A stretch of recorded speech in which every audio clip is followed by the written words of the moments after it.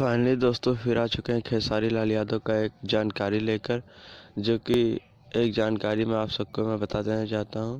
खेसारी लाल यादव का आज एक पोस्टर आने वाला है होली सॉन्ग का, जो कि वो पोस्टर किसी चैनल से नहीं, आदिशक्ति फिल्म्स से आने वाला है। जी हाँ दोस्तों, पोस्टर आज किसी भी टाइम पर आप सबके बीच में रिलीज कर दिया जाएगा। और जहाँ दोस्तों बढ़ते हैं दूसरी खबर की ओर।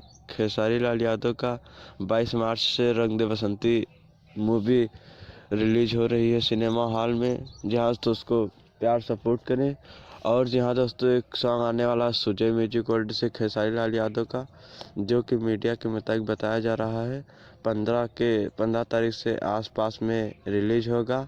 और जी हाँ दोस्तों, एक खबर मैं सबको और देना चाहता हूँ। खेसारी लाल यादव का अनंता म्यूजिक से एक सॉन्ग आने वाला है, जो कि मीडिया के मुताबिक बताया जा रहा है वो इसी हफ्ते से पहले आ जाएगा।